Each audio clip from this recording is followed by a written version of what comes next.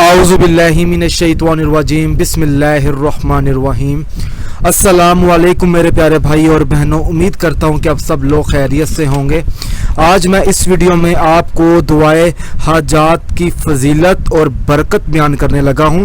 یہاں سے شروع ہو رہی ہے ناظرین اور یہاں تک تقریباً آپ کہہ سکتے ہیں کہ ایک صفحے کی ہے۔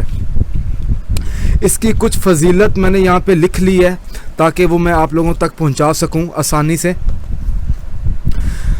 ناظرین، فجر کی نماز ادا کرنے کے بعد جو شخص ایک بار دعائے حاجات پڑھے گا تو اللہ کی رحمت کے خزانے اس شخص کے لیے ہمیشہ ہمیشہ کے لیے کھل جائیں گے۔ ہر جائز حاجت پوری ہو سکتی ہے، رزق میں بے پناہ اضافہ ہوگا، دنیا کے مال و دولت میں غنی بن جائے گا، اللہ کے حکم سے جتنا بھی اس شخص کے اوپر قرض ہوگا وہ قرض ادا ہو جائے گا اللہ کے حکم سے۔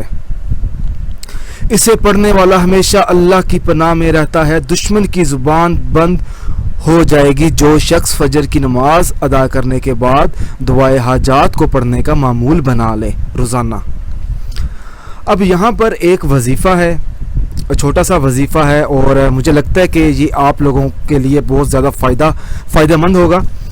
اگر کوئی شخص 2 رکعت نفل نماز ادا کرے اور اس نماز میں 41 بار دعائے حاجت پڑھے تو انشاءاللہ تعالی اس شخص کی جو شادی ہے وہ پسند کی شادی ہوگی۔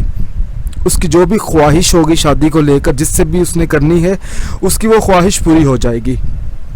اور آخر میں دعا کی قبولیت کے لیے آپ نے اتنا عمل پڑھ لیا، جب اس کے بعد آپ نے دعا کس طرح مانگنی ہے۔ دعا کا طریقہ بالکل سیم ہے کہ جیسے ہی آپ ہاتھ اٹھائیں فجر کی نماز ادا کرنے کے بعد، جب آپ یہ وظیفہ پڑھ لیں، فضیلت پڑھ لیں جب، تو یا اللہ کا ورد 41 بار یا محمد کا ورد 41 بار، اس کے بعد آپ نے یا اللہ فلاں بن فلاں کی دعا اپنے عرشوں پر قبول فرما۔ یہ جو فلاں بن فلاں ہے، آپ نے، میں ہر ویڈیو میں بتاتا ہوں کہ آپ نے اپنا نام بن لگا کر آپ نے اپنی والدہ کا نام۔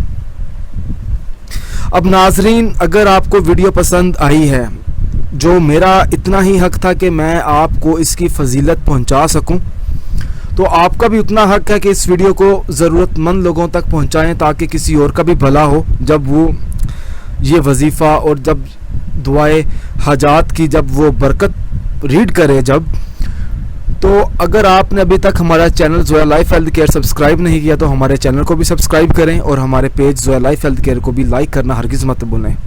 جزاک اللہ۔